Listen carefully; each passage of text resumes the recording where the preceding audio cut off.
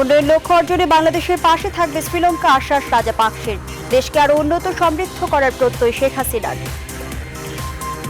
জাতির পিতার স্বপ্নে ক্ষুধামুক্ত, দারিদ্র্যমুক্ত, উন্নত সমৃদ্ধ সোনার বাংলা হিসেবে গড়ে উঠুক। As a neighbor and a close friend, Sri Lanka stands side by side with the Bangladesh.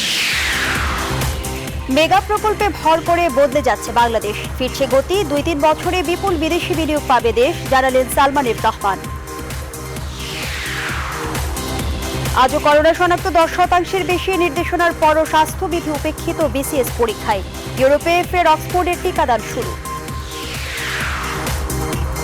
BNP নেতা ব্যারিস্টার মওদুদ আহমেদের প্রতি শেষ শ্রদ্ধা। চিরনিদ্রায় শায়িত হলেন নোয়াখালীর কোম্পানিগঞ্জে মা বাবার কবরের পাশে। সুনামগঞ্জে সনাতন ধর্মাবলম্বীদের বাড়িঘরে হামলার ঘটনায় 22 জনকে জিজ্ঞাসাবাদ। হামলাকারীরা বিএনপির সহযোগী, অভিযোগ আওয়ামী লীগের। বিধানসভা ভোট ঘিরে উত্তপ্ত পশ্চিমবঙ্গের রাজনীতি, চলছে কথার লড়াই। জান্তাদের গুলিতে আজও মিয়ানমারে 9 প্রাণহানি, বিক্ষোভ অব্যাহত। এবং আজ প্রথম ওয়ানডেতে নিউজিল্যান্ডের মুখোমুখি হচ্ছে বাংলাদেশ, আত্মবিশ্বাসী ভরসা। শ্রীলঙ্কার বিপক্ষে সিরিজের সূচি প্রকাশ।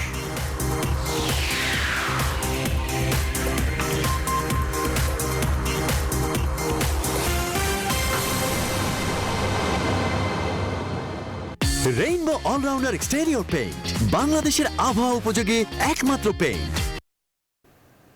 স্বাগত নিউজ 24 সংবাদে, সঙ্গে আছে আমি ফারনাজ জুই। শিরোনাম দেখছিলেন, এবার জানাবো বিস্তারিত। জাতির পিতা বঙ্গবন্ধু শেখ মুজিবুর রহমানের স্বপ্ন বাস্তবায়নের অঙ্গীকার করে প্রধানমন্ত্রী শেখ হাসিনা বলেছেন, বাংলাদেশ হবে ক্ষুধা ও দারিদ্র্যমুক্ত, উন্নত, সমৃদ্ধ, অসাম্প্রদায়িক চেতনার সোনার বাংলা।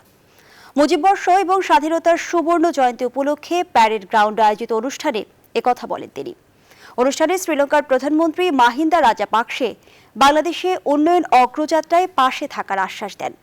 আর ভিডিও বার্তায় রুশ প্রধানমন্ত্রী বঙ্গবন্ধুকে রাশিয়ারও প্রকৃত বন্ধু বলে উল্লেখ করেন। শালি জয় রিপোর্ট। বাংলাদেশের ইতিহাসের 2 মাহেন্দ্র খন, বঙ্গবন্ধু শেখ মুজিবুর রহমানের জন্মশতবার্ষিকী এবং স্বাধীনতার সুবর্ণ জয়ন্তীর 3য় দিনের অনুষ্ঠানে সঙ্গী হন শ্রীলঙ্কার প্রধানমন্ত্রী মাহিন্দা রাজাপাকসে। বঙ্গবন্ধুর জন্মশতবার্ষিকী ও স্বাধীনতার সুবর্ণ জয়ন্তী ঘিরে মুজিব চিরন্তন প্রতিপাদ্যে 10 দিনের যে অনুষ্ঠানমালা, তাতে শুক্রবারের থিম যত কালে রবে পদ্মা যমুনা। প্যারেড গ্রাউন্ডে উপভোগ করেন রাষ্ট্রীয় অতিথি।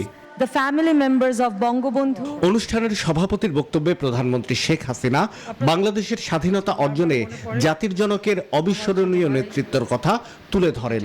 বলেন, তার স্বপ্নের সোনার বাংলা গড়ে তোলাই মূল লক্ষ্য। বাংলাদেশ বিশ্বের বুকে জাতির পিতার স্বপ্নের ক্ষুধামুক্ত, দারিদ্র্যমুক্ত, উন্নত সমৃদ্ধ সোনার বাংলা হিসেবে গড়ে উঠুক।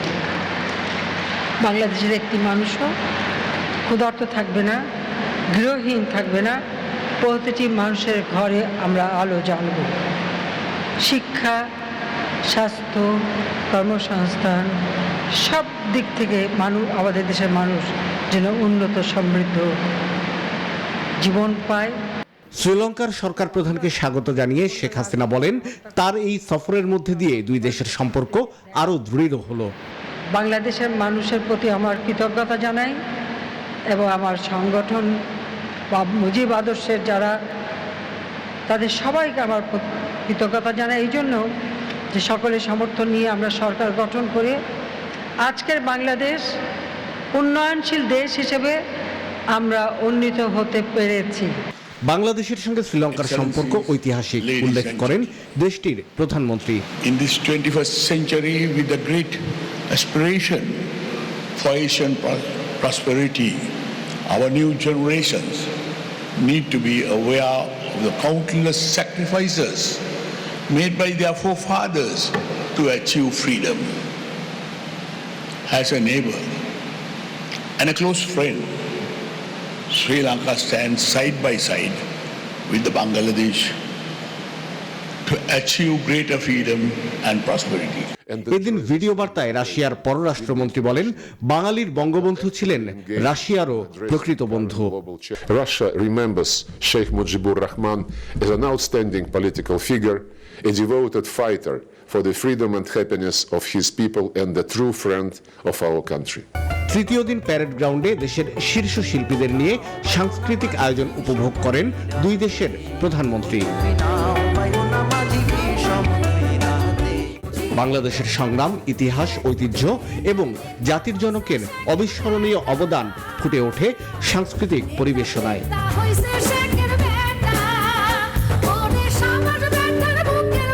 শাহ আলী জয়, নিউজ 24, ঢাকা।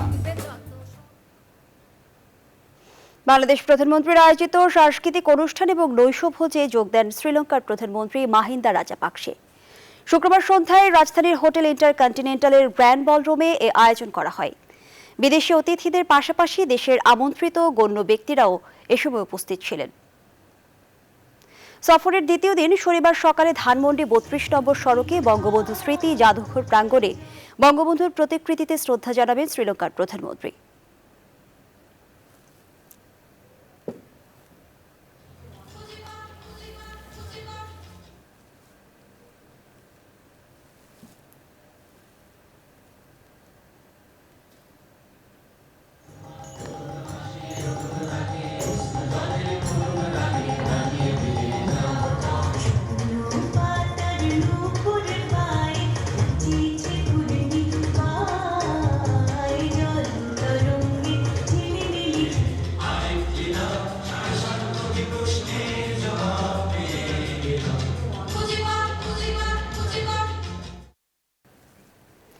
এর আগে দুদিনের রাষ্ট্রীয় সফরে শুক্রবার সকালে ঢাকায় পৌঁছান শ্রীলঙ্কার প্রধানমন্ত্রী।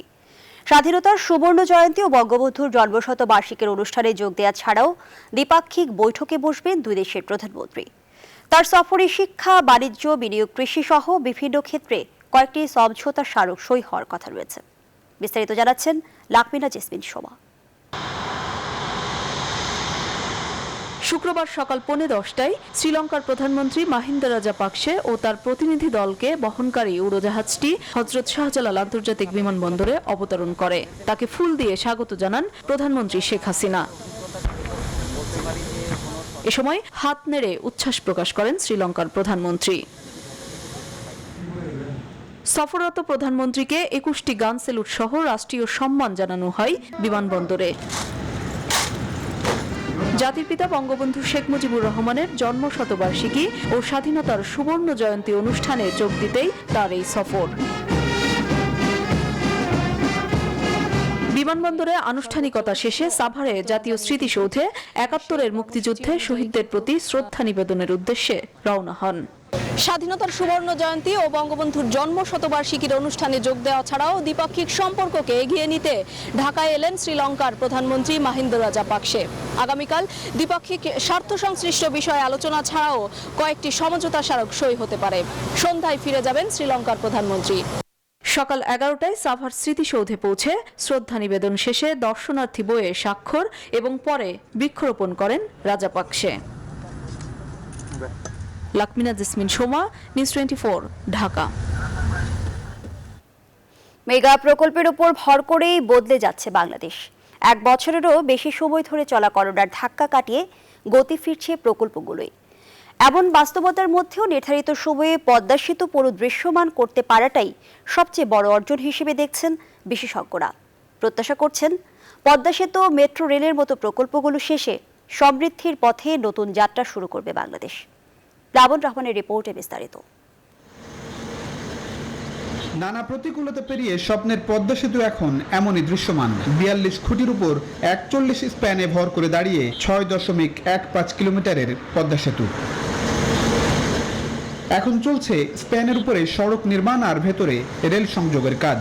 এর মধ্যেই প্রকল্পের মেয়াদ ২ বছর বাড়ানোর আবেদন সেতু বিভাগের, যদিও ২০২২ সালের জুনে যান চলাচলের আশা পদ্মা সেতুর উপর দিয়ে। তবে সময় বৃদ্ধির প্রয়োজন রয়েছে, এটা আমরা মোটা দাগে আমরা আজ করতে পেরেছি। রাজধানীর উত্তরা থেকে মতিঝিল রুটে দ্রুত এগুচ্ছে দেশের প্রথম মেট্রো রেল নির্মাণ কাজ। এরই মধ্যে দৃশ্যমান মেট্রো স্টেশন, উত্তরায় শেষের পথে মেট্রো রেলের ডিপো নির্মাণ। জাপানে এরই মধ্যে প্রস্তুত রয়েছে এরকম 5 সেট লাল সবুজ মেট্রো রেল, যার প্রথমটি বাংলাদেশে আসছে আগামী মাসে। আমাদের প্রথম ট্রেনটা আসার পরই আমরা দেখব যে টেস্টগুলো করতে কয়দিন লাগে। টেস্টগুলো করার পরেই আমরা ট্রায়াল রানে যাব। তবে প্রত্যাশা অনুযায়ী এগুতে পারছে না রাজধানীর অন্য দুই গুরুত্বপূর্ণ মেগা প্রকল্প, এলিভেটেড এক্সপ্রেসওয়ে এবং বাস র্যাপিড ট্রানজিট বিআরটি প্রকল্প। কয়েক দফা মেয়াদ বাড়িয়েও সময়মতো এই দুই প্রকল্প শেষ হওয়া এখনো বড় চ্যালেঞ্জ কর্তৃপক্ষের সামনে। 22 এপ্রিল পর্যন্ত আমাদের আছে, এরপরে হয়তো আরো কিছু হয়তো বাড়ানো লাগতে পারে, কিন্তু মেজর কাজের মধ্যে হয়ে যাবে আর কি। করোনার মধ্যেও আনুষ্ঠানিকভাবে নির্মাণ কাজ শুরু হয়েছে মাতারবাড়ি গভীর সমুদ্র বন্দর প্রকল্পে। চট্টগ্রাম বন্দর চেয়ারম্যানের আশা 2026 সাল নাগাদ জাহাজ ভিড়তে পারবে মাতারবাড়ি সমুদ্র বন্দরে। অন্যদিকে বাস্তবায়নের পথে হাঁটছে চট্টগ্রামের কর্ণফুলী টানেল প্রকল্প, যেখানে নদীর তলদেশ দিয়ে নির্মিত হচ্ছে 4 লেন বিশিষ্ট 3.4 কিলোমিটার দীর্ঘ টানেল। এরই মধ্যে শেষ হয়েছে একটি টিউবের খনন কাজ। প্রকল্পের অগ্রগতি 60% বেশি। বিশেষজ্ঞদের মতে করোনার ধাক্কায় সময়মতো মেগা সব প্রকল্প শেষ হওয়া কঠিন হবে। দরকার হলে রাত দিন কাজ করে আমাদেরকে লক্ষ্যমাত্রাটাকে আগিয়ে যদি নিয়ে আসতে পারি, উপযোগিতাটা আমি জনগণকে আগে আগে দিতে পেরেছি। তাই পিছিয়ে থাকা মেগা প্রকল্পগুলোতে গতি ফেরানোই কর্তৃপক্ষের কাছে বড় চ্যালেঞ্জ হয়ে থাকছে চলতি বছরে। সরকারের গুরুত্বের তালিকায় থাকা এরকম প্রায় ডজন খানেক মেগা প্রকল্প চলছে দেশের বিভিন্ন জায়গায়। বিশেষজ্ঞরা বলছেন এসব মেগা প্রকল্প শেষে বিশ্বের কাছে আরো মর্যাদার আসনে বসবে বাংলাদেশ। তবে সেক্ষেত্রে সময় মতো প্রকল্প শেষ করতে প্রয়োজনীয় সব পদক্ষেপ নেওয়ার তাগিদ দিচ্ছেন বিশেষজ্ঞরা। রহমান, নিউজ 24, ঢাকা। বেসরকারি খাতকে গতিশীল করতে এবং বিদেশি বিনিয়োগ আকর্ষণে যেসব চ্যালেঞ্জ রয়েছে তা মোকাবেলায় প্রধানমন্ত্রীর টাস্ক ফোর্স জোরালোভাবে কাজ করছে। আগামী 2 থেকে 3 বছরে বিপুল বিদেশি বিনিয়োগও নিশ্চিত করবে বাংলাদেশ।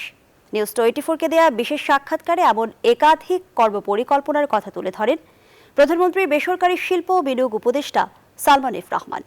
বিস্তারিত জানাচ্ছেন বাবু কামরুজ্জামান। দেশে বিদেশি বিনিয়োগ আকর্ষণ এবং বেসরকারি খাতকে আরও প্রসারিত করতে মহামারীতেও চলমান ছিল বিশেষ অর্থনৈতিক অঞ্চলের উন্নয়ন কাজ। 2030 সাল নাগাদ সারা দেশে 100টি বিশেষ অর্থনৈতিক অঞ্চল গড়ে তোলার যে মহাকর্মযজ্ঞ, তা পুরোপুরি বাস্তবায়ন হলে সরাসরি কর্মসংস্থান হবে অন্তত 20 লাখ লোকের। সব মিলে যেখানে কাজের সুযোগ তৈরি হবে 1 কোটি মানুষের। বেজার সবশেষ হিসাবে করোনার 11 মাসেও দেশি বিদেশি বিনিয়োগ এসেছে প্রায় $4 বিলিয়ন, যার সিংহভাগই বঙ্গবন্ধু শিল্পনগরকে ঘিরে। এর বাইরেও প্রক্রিয়াধীন আছে আরও $2 বিলিয়ন বিনিয়োগ প্রস্তাব। তাই বাংলাদেশে দীর্ঘমেয়াদে আরও বিপুল বিনিয়োগ সম্ভাবনার কথা বলছেন প্রধানমন্ত্রীর বেসরকারি শিল্প ও বিনিয়োগ উপদেষ্টা সালমান এফ রহমান। ইনফ্রাস্ট্রাকচারে আপনি জানেন চিটাগং পোর্টের সিচুয়েশন অনেক ভালো হয়ে গেছে। আপনার পদ্মা ব্রিজটা চলে যাচ্ছে, তারপর আপনার মাতাবাড়িতে যে ডিপসি পোর্ট হতে যাচ্ছে, তো এগুলি সব হয়ে যাবার মানে কাজ চলতেছে। এটার কিন্তু ইফেক্ট খুব তাড়াতাড়ি আসবে। যে ধরনের আমরা ইন্ডিকেশন পাচ্ছি, আগামী 2 থেকে 3 বছরে আপনি দেখবেন অনেক বিনিয়োগ বাড়বে। তবে বাংলাদেশে বিনিয়োগ বাড়াতে এখনো অন্যতম চ্যালেঞ্জ কর্পোরেট কর হার। প্রতিবেশী ভারত, মালয়েশিয়া কিংবা ভিয়েতনামের তুলনায় স্টক এক্সচেঞ্জে তালিকাভুক্ত কোম্পানির কর্পোরেট কর এখনো সর্বোচ্চ, যা 32.5%। যারা বিনিয়োগ করতে চায় তাদের আমাদের বিরুদ্ধে কি অভিযোগ? তাদের অভিযোগটা হলো যে তোমার করের হারটা অনেক বেশি। আরো বেশি লোকজনকে দিয়ে আমরা যদি ট্যাক্সে নিয়ে আসতে পারি, সেটা তখন আমরা কমাইতে পারবো। আর্থিক খাতের অব্যবস্থাপনা ও ব্যাংক খাতের জালিয়াতি নিয়ে জানান, এটা কিন্তু আপনার থাকবে, এটা সবসময় ছিল, সবসময় থাকবে। এই ধরনের ক্রিমিনালসরা কিন্তু পার পাবে না, তারা কিন্তু বাইরেও থেকে শান্তিতে থাকতে পারবে না। স্বল্পোন্নত দেশ থেকে উন্নয়নশীল দেশে উন্নীত হবার পর রপ্তানিতে থাকছে নানা চ্যালেঞ্জ। যেখানে যেখানে আমাদের অ্যাকচুয়াল কাজ করা দরকার, সে কাজগুলি আমরা করছি। সেখানে সব রকমের আপনার প্ল্যানগুলি নেওয়া হচ্ছে। অলরেডি ইউর সাথে কথা বলতেছি, জিএসপি প্লাসের একটা আছে, জিএসপি প্লাসটা আমরা ইনশাল্লাহ পাবো। বলেন, করোনা পরবর্তী কর্মসংস্থানের চ্যালেঞ্জ নিয়েও হতাশার কিছু নেই। প্রযুক্তি খাত সহ আরো অনেক খাতে দক্ষ লোকবল তৈরিতে কাজ করছে সরকার। আমাদের দেশে কিন্তু কর্মসংস্থানের কোনো সমস্যা নাই। বাবু কামরুজ্জামান, নিউজ 24, ঢাকা। এবার দেশের করোনা পরিস্থিতি। দেশে করোনায় আরও 18 জনের মৃত্যু হয়েছে। এ নিয়ে মোট মারা গেছেন 8,642 জন। শুক্রবার স্বাস্থ্য অধিদপ্তর থেকে পাঠানো সংবাদ বিজ্ঞপ্তিতে এ তথ্য জানানো হয়। 24 ঘন্টায় দেশে করোনায় শনাক্ত হয়েছেন 1,899 জন এবং মোট শনাক্ত হয়েছেন 5,66,838 জন। 24 ঘন্টায় নমুনা পরীক্ষা করা হয়েছে 18,917টি। 24 ঘন্টায় সুস্থ হয়েছেন 1,618 জন এবং এ পর্যন্ত মোট সুস্থ হয়েছেন 5,19,141 জন। 24 ঘন্টায় শনাক্তের হার 10.04%।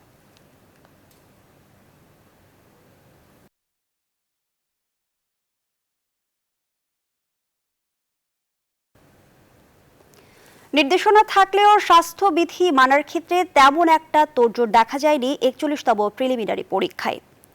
করোনা ভাইরাস মহামারীর মধ্যে দেশের 8 লাখ বিভাগীয় শহরে প্রায় 5.25 লাখ সরকারি চাকরি প্রত্যাশী এবার পরীক্ষা দিয়েছেন। তারা বলছেন পরীক্ষা দিতে এসে তাদের উদ্বেগ বেড়েছে। আরিফিন শাকিল জানাচ্ছেন বিস্তারিত। পরীক্ষা নিয়ে সামাজিক মাধ্যমে উদ্বেগ, উৎকণ্ঠা আর সমালোচনা থাকলেও কেন্দ্রগুলোতে ছিল ভিন্ন চিত্র। রাস্তায় ভিভিআইপি চাপ থাকায় নির্ধারিত সময়ের আগেই স্বজনদের নিয়ে পরীক্ষা কেন্দ্রে হাজির সরকারি চাকরি প্রত্যাশীরা। সকাল 10টায় দেশের 8 বিভাগে একযোগে শুরু হয় পরীক্ষা। তাতে অংশ নেন অন্তত 4.5 লাখ চাকরি প্রত্যাশী। পরীক্ষার্থীরা যখন মেধার যুদ্ধে ব্যস্ত, বাহিরে স্বজনরা ছিলেন প্রার্থনায়। তিনটা পড়ালেখা করছে, চাকরি করে ওর মন খারাপ হয়ে যাবে না, এই জন্য ওর মাস্টার্স পাস করে এখন বিসিএস দিতে। ভাগ্য তাকে কোন দিকে নিয়ে যায় সেটা ভাগ্যের ব্যাপার, কিন্তু ওর মাথায় চিন্তা এটাই যে কোনো কলেজ, উচ্চ মাধ্যমিক স্কুল এগুলোতে শিক্ষকতা করা। বিন্দু মাত্র কোনো লাগে না, কষ্ট লাগে না যে আমি এত কষ্ট করলাম, কিন্তু খুব আনন্দ বোধ হইতেছে যে না আমার মেয়ে ভালো একটা জবের আশায় পরীক্ষা দিতে আসে। স্বাস্থ্যবিধি মেনে পরীক্ষা নিতে পিএসসির 11 দফা নির্দেশনা থাকলেও তা পুরোপুরিভাবে মানা হয়নি বলে জানান পরীক্ষার্থীরা। তবে সন্তুষ্টি জানিয়েছেন পরীক্ষার প্রশ্নের মান নিয়ে। পরীক্ষার ব্যবস্থা ভালো, প্রশ্ন মোটামুটি স্ট্যান্ডার্ড হয়েছে। যেভাবে বলছিল যে স্বাস্থ্যবিধি মেনে পরীক্ষা নেওয়া হবে, কোনো স্বাস্থ্যবিধির বালাই দেখি নাই, চোখে পড়ে নাই। না, তাপমাত্রা মেশিন ছিল না। এছাড়া এমনিতে ভিতরে আপনার টেবিলের ডিস্টেন্স বেশি ছিল না, 3 ফিটের বেশি দূরত্ব ছিল না। এ নিয়ে অবশ্য সরকারি কর্ম কমিশনের কেউ কথা বলতে রাজি হননি। পরীক্ষার্থীরা বলছেন যথাযথ নিরাপত্তা নিশ্চিত করে দ্রুত অন্যান্য নিয়োগ পরীক্ষা সম্পূর্ণ করা সময়ের দাবি। পরীক্ষা হওয়াটা আমি সমর্থন করি এবং এরকম পরীক্ষা হওয়াটা কন্টিনিউ থাকা উচিত। কোনো সমস্যা হবে না, নিয়ে নিচ্ছে এবং প্রত্যেকটা পরীক্ষা নিয়ে নিক। আমরা চাই সবগুলো পরীক্ষা হয়ে যাক। সুষ্ঠুভাবে পরীক্ষা গ্রহণে সারা দেশের 160টি কেন্দ্রের দায়িত্বে ছিলেন 170 জন নির্বাহী হাকিম। Arifin Shakil, news 24, Dhaka. European medicines এজেন্সির নিশ্চয়তা অনুযায়ী অক্সফোর্ড অ্যাস্ট্রাজেনেকার করোনা ভ্যাকসিন প্রয়োগ কর্মসূচি আবারও শুরু করতে যাচ্ছে ইউরোপের দেশগুলো। গেল সপ্তাহে ভ্যাকসিন গ্রহীতাদের দেহে রক্ত জমাট বাঁধা ও মৃত্যুর খবরে ইউরোপের অন্তত 13 দেশ একযোগে অক্সফোর্ড অ্যাস্ট্রাজেনেকার ভ্যাকসিন প্রয়োগ স্থগিত করে। এ নিয়ে গবেষণা তদন্ত শেষে বৃহস্পতিবার ইউরোপিয়ান মেডিসিনস এজেন্সি জানায় অক্সফোর্ডের ভ্যাকসিন নিরাপদ ও কার্যকর। এ খবর আসার পর ইটালি, জার্মানি, স্পেন সহ বেশ কটি দেশ টিকা প্রয়োগের স্থগিতাদেশ তুলে নেয়ার কথা জানিয়েছে। ব্রিটিশ প্রধানমন্ত্রী বরিস জনসনও জানিয়েছেন তিনি অক্সফোর্ড অ্যাস্ট্রাজেনেকার টিকা নেবেন। এদিকে করোনার তৃতীয় ঢেউয়ে আবারও দেশজুড়ে লকডাউনের ঘোষণা দিয়েছে ফ্রান্স।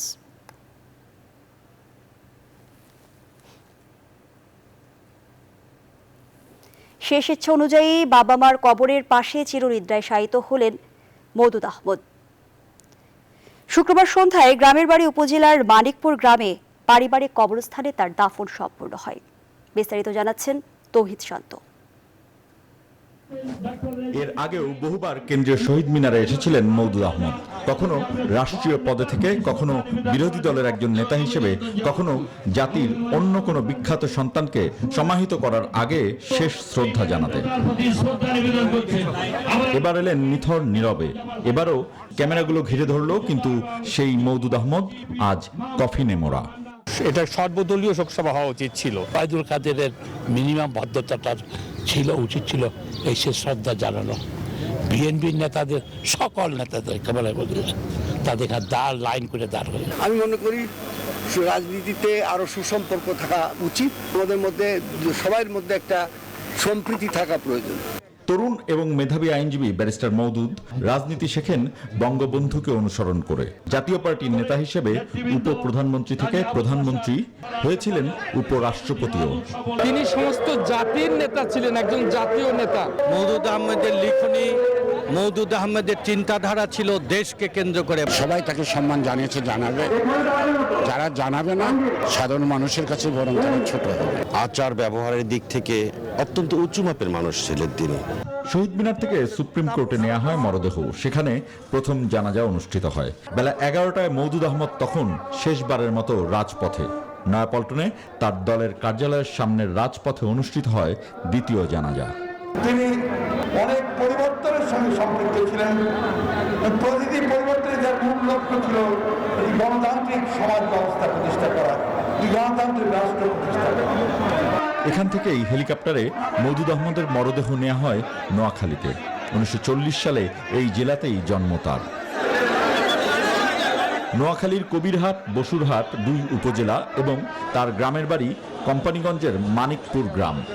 ওবায়দুল কাদের সাহেব, ব্যারিস্টার মওদুদ আহমদ সাহেব এবং আবু নাসের মোহাম্মদ আবু জাহির সাহেব, এই তিনজন অভিভাবকের মধ্যে একজন অভিভাবককে আজকে হারিয়েছি। আমি চাই আমাদের এই ডিভিশনে মওদুদ সাহেবের মতো একজন নেতৃত্ব আসুক। বাংলাদেশের একজন নক্ষত্র চলে গেছে। আপনার সবাই মওদুদ সাহেবের কামনা করবেন। জানাজা শেষে মানিকপুরে পারিবারিক কবরস্থানে চিরনিদ্রায় শায়িত হন মওদুদ আহমদ। তৌহিদ শান্ত, নিউজ 24। সংবাদের এই পর্যায়ে একটা বিরতি দিচ্ছি।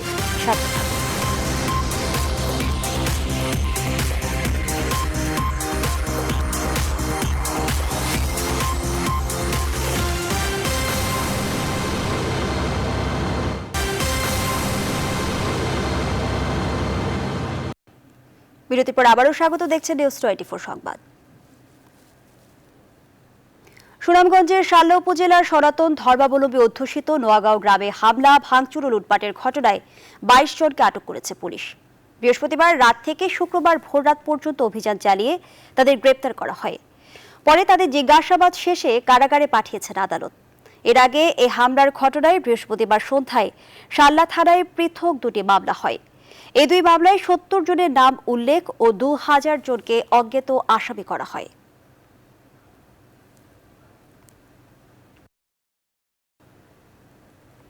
শাল্লায় 88টি বাড়িঘর ও 8টি মন্দিরে হামলার ঘটনায় মাওলানা মামুনুল হকের উস্কানিমূলক বক্তব্যকে দায়ী করেছে বাংলাদেশ জাতীয় হিন্দু মহাজোট। শুক্রবার জাতীয় প্রেস ক্লাবের সামনে আয়োজিত মানববন্ধন ও বিক্ষোভ কর্মসূচি থেকে এ অভিযোগ করে সংগঠনটি। বক্তারা বলেন, মামুনুল হকরা হিন্দু ও মুসলিমদের মাঝে দাঙ্গা লাগাতে চায়। এদের বিরুদ্ধে কঠোর ব্যবস্থা নেওয়ার দাবি জানান তারা। এই ঘটনায় হিন্দু সম্প্রদায় আতঙ্কে দিন যাপন করছে বলেও জানান বক্তারা।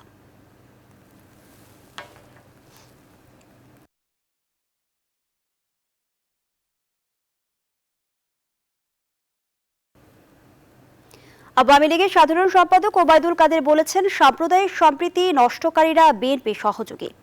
আর শাল্লায় সহিংসতার ঘটনায় দোষীদের বিরুদ্ধে ব্যবস্থা না নেয় স্বরাষ্ট্র মন্ত্রণালয়ের প্রতি ক্ষোভ প্রকাশ করেছেন আওয়ামী লীগ নেতা মাহবুবুল আলম হানিফ।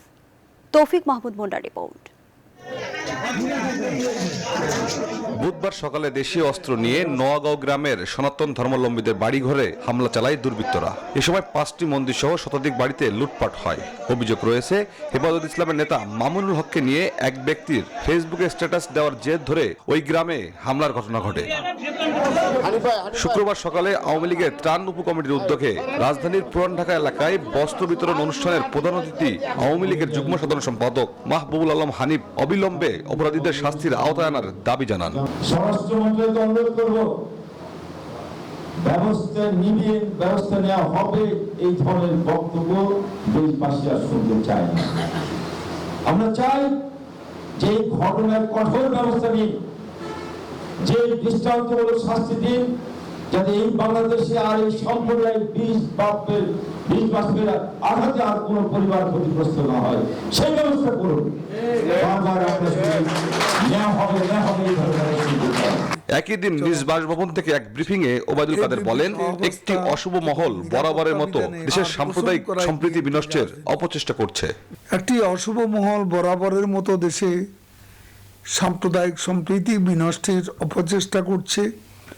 তারা রাজনৈতিকভাবে দেউলিয়া হয়ে ব্যর্থতা রাখতে নানান অপকৌশল আর ষড়যন্ত্রের পথ বেছে নিয়েছে।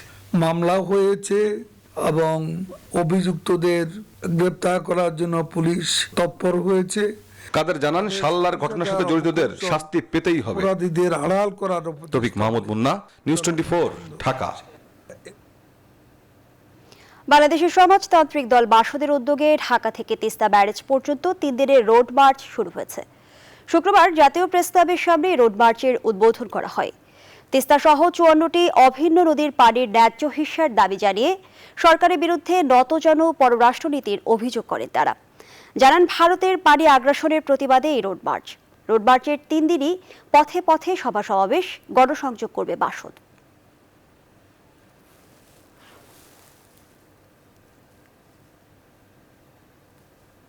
বাংলাদেশ ও ভারতের সম্পর্ক এই মুহূর্তে নতুন উচ্চতায় রয়েছে বলে মন্তব্য করেছেন তথ্য ও সম্প্রচার মন্ত্রী ডক্টর হাসান মাহমুদ।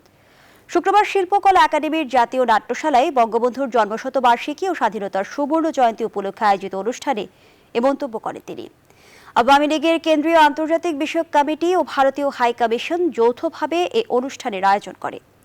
এ সময় ভারতের হাই কমিশনার বিক্রম কুমার দোরাইস্বামী বলেন, বঙ্গবন্ধুর জন্মশতবর্ষ ও বাংলাদেশের স্বাধীনতার 50 বছর পূর্তি বাংলাদেশের জন্য শুধু নয়, ভারতের জন্য গুরুত্বপূর্ণ মুহূর্ত।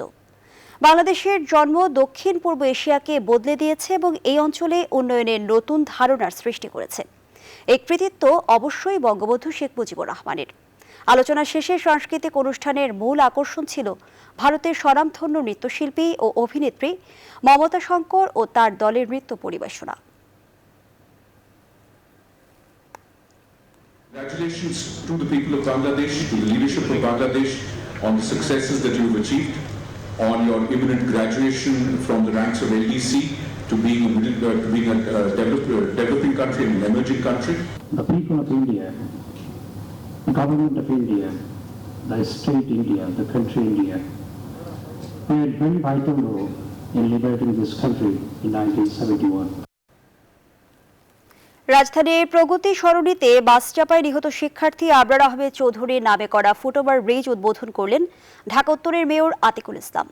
শুক্রবার দুপুরে প্রগতি সরণি রোডের নর্দায় করা ফুটওভার ব্রিজের উদ্বোধন করা হয়। উপস্থিত ছিলেন নিহত শিক্ষার্থীর বাবা সহ তার সহপাঠী এবং স্থানীয় জনপ্রতিনিধিরা। এ সময় ঝুঁকি নিয়ে রাস্তা পার না হতে এবং সবাইকে ফুটওভার ব্রিজ ব্যবহারের আহ্বান জানান মেয়র। 2019 সালের 19 মার্চ প্রগতি সরণি রোডের নর্দায় বাস চাপায় নিহত হন বিইউপি শিক্ষার্থী আবরার আহমেদ চৌধুরী।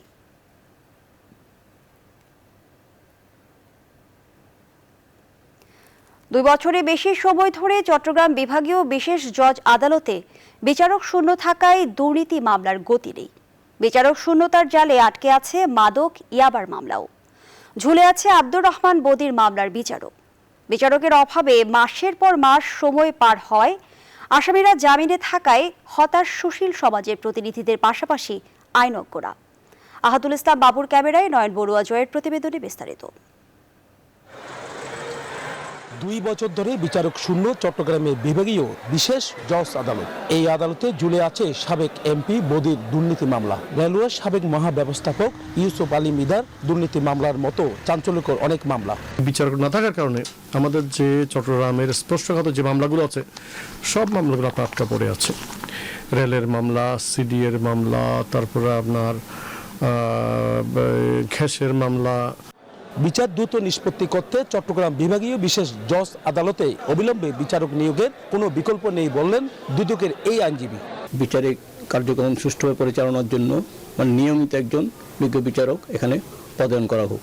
ঝুলে থাকা মামলাগুলোর মধ্যে মাদক সংক্রান্ত মামলা আছে 20,000-এর বেশি, জানালেন চট্টগ্রাম মাদক দ্রব্য নিয়ন্ত্রণ অধিদপ্তরের উপপরিচালক। সকল সংস্থা মিলে ধরেন চিটাগাং আদালতে প্রায় 20,000-এর মতো মামলা আছে।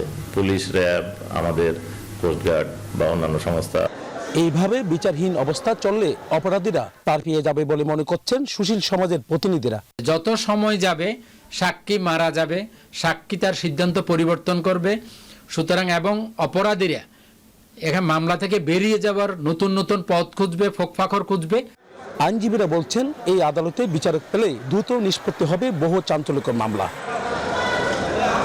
নয়ন বড়ুয়া, জয়, নিউজ 24, চট্টগ্রাম। এবারে ফার্স্ট সিকিউরিটি ইসলামী ব্যাংক অর্থ বাণিজ্যের সংবাদ।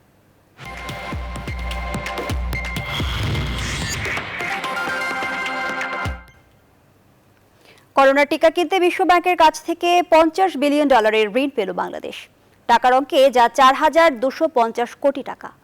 এই অর্থ দিয়ে 5 কোটির অধিক মানুষকে টিকা দেওয়া সম্ভব হবে বলে জানিয়েছে বিশ্ব ব্যাংক। করোনা টিকার জন্য গেল বছর $600 কোটি তহবিল গঠন করে বিশ্ব ব্যাংক। সেখান থেকে $50 কোটি ঋণ চেয়ে গত অক্টোবর থেকে আলোচনা করতে থাকে অর্থ মন্ত্রণালয়ের অর্থনৈতিক সম্পর্ক বিভাগ। শেষ পর্যন্ত বিশ্ব ব্যাংকের বোর্ডের অনুমোদন সাপেক্ষে ঋণ দেবে বিশ্ব ব্যাংকের সংস্থা আইডিএ। বিশ্ব ব্যাংকের কান্ট্রি ডিরেক্টর মার্সি টেম্বন জানান, এই অর্থায়ন বাংলাদেশের 1/3 মানুষকে টিকা দিতে সহায়তা করবে। $500 million financing to help procure and expand storage facilities for vaccines.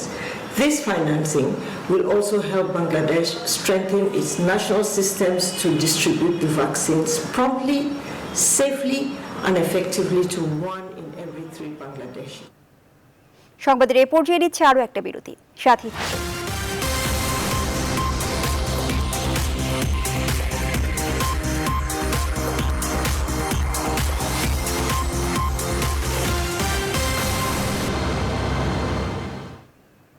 আবারও স্বাগত, দেখছেন নিউজ 24 সংবাদ।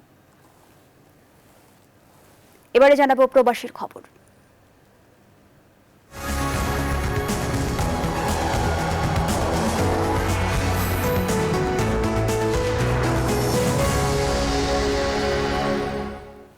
জাতির জনক বঙ্গবন্ধু শেখ মুজিবুর রহমানের জন্ম শতবার্ষিকী ও জাতীয় শিশু দিবস 2021 উপলক্ষে বিশ্বের বিভিন্ন দেশে প্রবাসী বাংলাদেশিরা আয়োজন করেছেন নানা অনুষ্ঠানের।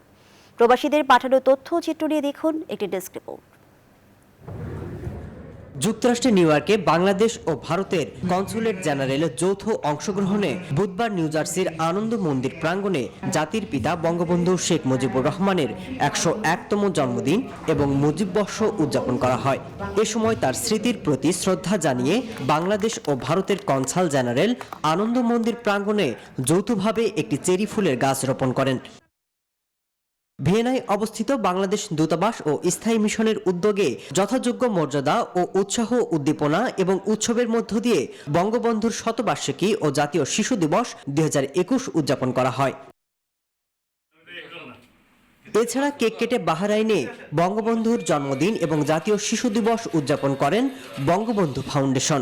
বুধবার স্থানীয় একটি সম্মেলন কক্ষে করোনার বিধিনিষেধ মেনে অনুষ্ঠানের আয়োজন করা হয়। মাসুদ রানা, নিউজ 24। এবার আন্তর্জাতিক অঙ্গনের খবর। দরজায় কড়া নাড়ছে পশ্চিমবঙ্গ বিধানসভা নির্বাচন। এরই মাঝে মোদি আর মমতার পাল্টাপাল্টি বক্তব্যে উত্তপ্ত হয়ে উঠেছে পশ্চিমবঙ্গের রাজনীতির মাঠ। শুক্রবার পূর্ব মেদিনীপুরে তৃতীয় এবং শেষ জনসভা করেন মমতা বন্দ্যোপাধ্যায়। ভোট প্রচারে গিয়ে আবারও তৃণমূল ত্যাগী আর বিজেপি সরকারকে আক্রমণ করে বসেন তিনি।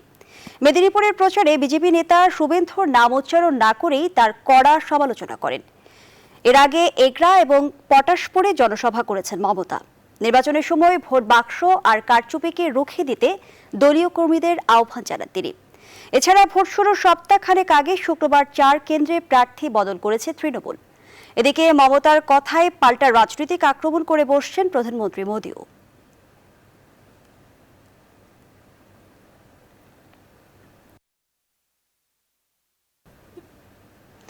মিয়ানমারের নিরাপত্তা বাহিনীর গুলিতে শুক্রবার আবারও অন্তত 9 বিক্ষোভকারী নিহত হয়েছেন। মধ্যাঞ্চলীয় শহর অংবানে এই অভ্যুত্থান বিরোধীদের সঙ্গে নিরাপত্তা বাহিনীর সংঘর্ষে হতাহতের ঘটনা ঘটে। নিহতদের মধ্যে 7 জনের মৃত্যু হয় ঘটনাস্থলে। এদিকে সেনা অভ্যুত্থানের পর মিয়ানমারের বিভিন্ন শহর থেকে শত শত নাগরিক পালিয়ে প্রতিবেশী দেশ থাইল্যান্ড সীমান্তের দিকে ছুটছেন। এরই মাঝে শরণার্থী ঢলের আশঙ্কায় প্রস্তুতি নিতে শুরু করেছে থাই সরকার। এদিকে শুক্রবারও দেশটির প্রধান শহরগুলোয় অব্যাহত রয়েছে অভ্যুত্থান বিরোধী বিক্ষোভ। মিয়ানমারের রাজধানী নেপিদো থেকে বিবিসি বার্মিজ সাংবাদিক অং থুরাকে ধরে নিয়ে যাওয়া হয়েছে। শুক্রবার সাদা পোশাকের একদল লোক থুরাকে ধরে অজ্ঞাত স্থানে নিয়ে যায়।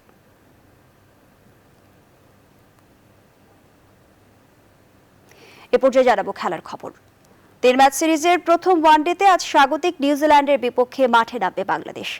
ডানেডিনের ইউনিভার্সিটি ওভাল মাঠে খেলাটি শুরু হবে বাংলাদেশ সময় ভোর 4টায়। নিউজিল্যান্ডে কিউইদের বিপক্ষে 3 সংস্করণ মিলিয়ে 26 ম্যাচ খেলে কখনোই জয়ের স্বাদ পায়নি বাংলাদেশ। সেখানে একমাত্র জয়টি 2015 বিশ্বকাপে স্কটল্যান্ডের বিপক্ষে। ব্যর্থতার ধারা এবার প্রাপ্তির আনন্দে বদলে যাবে বিশ্বাস বাংলাদেশ অধিনায়কের। বিস্তারিত তামিমুর রহমানের রিপোর্টে। প্রশান্ত মহাসাগরের ওশেনিয়া অঞ্চলের দ্বীপরাষ্ট্র তাসমানিয়ার সাগর পাড়ের ছবির মতো সুন্দর দেশ নিউজিল্যান্ড। আর বাংলাদেশের জন্য এই দেশই আগের 5টি সফরই যেন পরাজয়ের ক্যানভাস। ঘরের মাঠে বাঘ, তবে ইতিহাস বলছে ঘরের বাইরের যে কোনো ফরম্যাটেই হতাশা আর হাহাকার তামিম মুশফিকদের জন্য। তবে এবারের সিরিজটা যেন জয় খরা ঘোচানোর সুবর্ণ সুযোগ, কেননা উইলিয়ামসন ও রস টেলরবিহীন কিউদের হারানোর এটাই সেরা সময়। আগে যা পারেনি বাংলাদেশ, এবার পারবে বিশ্বাস প্রধান কোচ রাসেল ডোমিঙ্গোর। সাকিব আল হাসান দলে নেই, আর অনুশীলনের মধ্যে হাঁটুতে চোট পাওয়া তার রিপ্লেসমেন্ট মোসাদ্দেক সৈকতও ছিটকে গেছেন ইনজুরিতে। উরুর ইনজুরিতে অস্বস্তিতে ছিলেন অধিনায়ক তামিম ইকবাল, যদিও প্রথম ওয়ানডেতে খেলার ব্যাপারে আশাবাদী তিনি। সাকিব না থাকা একজন বোলার বা ব্যাটসম্যান বেশি নিয়ে খেলতে হচ্ছে বাংলাদেশকে, বললেন Tamim Iqbal. I think we got a solid fast bowling attack this time. As I said that we got some few young bowlers, which I'm very excited to see how they perform. They have been doing exceptionally well. নিউজিল্যান্ডে কিউদের বিপক্ষে 3 সংস্করণ মিলিয়ে 26 match খেলে কখনোই জয়ের স্বাদ পায়নি বাংলাদেশ। সেখানে একটি মাত্র জয় 2015 বিশ্বকাপে স্কটল্যান্ডের বিপক্ষে। ব্যর্থতার ধারা এবার প্রাপ্তির আনন্দে বদলে যাবে বিশ্বাস বাংলাদেশ অধিনায়কের। It will be exciting, I reckon. I think we don't have a great record in New Zealand. I think this is a great opportunity for us to change things around. And got some few young players in the team, very excited for them, especially the fast bowling attack. Good practice session yesterday, and then we're having one today. It has been good. This is nothing new for us. I think we have been here a few times. Yeah, looking forward to the game tomorrow. 2023 বিশ্বকাপে সরাসরি জায়গা করে নেওয়ার জন্য সব ম্যাচই এখন গুরুত্বপূর্ণ। আইসিসি র্যাঙ্কিংয়ে নিউজিল্যান্ড রয়েছে 3 আর বাংলাদেশ 7-এ। 3-0 সিরিজ জিতলে নিউজিল্যান্ডের 2-এ যাওয়ার সম্ভাবনা আছে, তবে সব ম্যাচ হারলেও বাংলাদেশের 2 রেটিং পয়েন্ট কমলেও র্যাঙ্কিং থাকবে একই জায়গায়। তামিমুর রহমান, নিউজ 24। শ্রীলঙ্কার বিপক্ষে 2 ম্যাচ টেস্ট সিরিজের সূচি প্রকাশ করেছে বিসিবি। আইসিসি বিশ্ব টেস্ট চ্যাম্পিয়নশিপের অন্তর্গত প্রথম ম্যাচটি 21 এপ্রিল আর দ্বিতীয় টেস্টটি মাঠে গড়াবে 29 এপ্রিল। এর আগে 17 এপ্রিল কাতুনায়কে নিজেদের মধ্যে 2 দিনের প্রস্তুতি ম্যাচ খেলবে মুমিনুলরা। বিস্তারিত জানাচ্ছেন পার্থ বণিক। অবশেষে চূড়ান্ত হলো শ্রীলঙ্কার বিপক্ষে বাংলাদেশের টেস্ট সিরিজের সময়সূচি।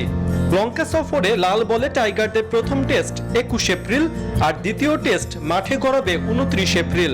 দুটো ম্যাচই অনুষ্ঠিত হবে ক্যান্ডির পাল্লেকেল্লেতে। নিউজিল্যান্ডে ওয়ানডে আর টি-20 সিরিজ শেষ করে 2রা এপ্রিল দেশে ফিরবে বাংলাদেশ ক্রিকেট দল। যদিও ঘরে ফিরে দম ফেলার ফুরসত পাবেন না মুশফিক মাহমুদুল্লাহরা। এনসিএল এর 3য় রাউন্ডে তাদের খেলানোর পরিকল্পনা আছে বিসিবির। বলা যায় জাতীয় লিগে 4 দিনের এই ম্যাচই হবে শ্রীলঙ্কা সফরের আগে টাইগারদের প্রস্তুতি। এনসিএল এর পালা চুকিয়ে 12 এপ্রিল শ্রীলঙ্কার উদ্দেশ্যে বিমানে উঠবে মুমিনুলরা। তবে কোয়ারেন্টিন ভেন্যু নিয়ে এখনো চূড়ান্ত সিদ্ধান্ত আসেনি লঙ্কান বোর্ডের তরফ থেকে। বিসিবির চাওয়া টাইগাররা কোয়ারেন্টিন কাটাবে কলম্বোতে। দ্রুতই এ বিষয়ে সিদ্ধান্ত আসবে বলে জানিয়েছেন বিসিবির ক্রিকেট অপারেশনস কমিটির চেয়ারম্যান আকরাম খান। তবে কোয়ারেন্টিন যেখানেই হোক, টেস্ট সিরিজ শুরুর আগে বাংলাদেশ সুযোগ পাচ্ছে নিজেদের মধ্যে একটি প্রস্তুতি ম্যাচ খেলার। কাতুনায়কে খেলাটি মাঠে করাবে 17 এপ্রিল। মূলত এরপরেই টেস্ট চ্যাম্পিয়নশিপের অন্তর্গত 2টি টেস্ট খেলতে প্রায় 100 কিলোমিটার দূরে ক্যান্ডিতে রওনা হবে বাংলাদেশ দল। পার্থ বণিক, নিউজ 24। সংবাদ শেষ করার আগে শিরোনামগুলো জানিয়ে দিচ্ছে আরেকবার।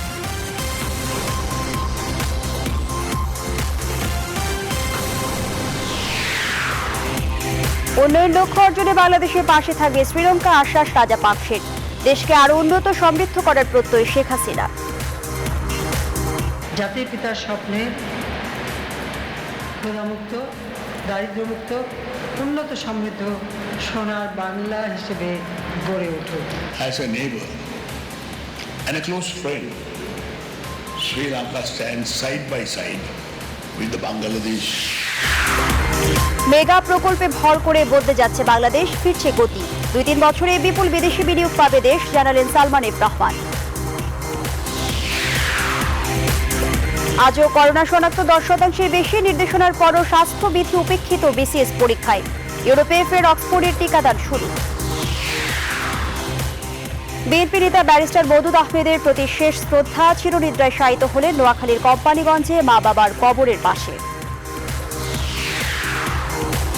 সুনামগঞ্জে সনাতন ধর্মাবলম্বীদের বাড়িঘরে হামলার ঘটনায় 22 জনকে জিজ্ঞাসাবাদ, হামলাকারীরা বিএনপির সহযোগী অভিযোগ আওয়ামী লীগের। বিধানসভা ভোট ঘিরে উত্তপ্ত পশ্চিমবঙ্গের রাজনীতি, চলছে কথার লড়াই। জান্তাদের গুলিতে আজও মিয়ানমারে 9 প্রাণহানি, বিক্ষোভ অব্যাহত। এবং আজ প্রথম ওয়ানডেতে নিউজিল্যান্ডের মুখোমুখি হচ্ছে বাংলাদেশ, আত্মবিশ্বাসী ভরসা। শ্রীলঙ্কার বিপক্ষে সিরিজের সূচি প্রকাশ। এখন এ পর্যন্তই। আরো খবর ও বিশ্লেষণ জানতে ভিজিট করুন www.news24bd.in। ধন্যবাদ।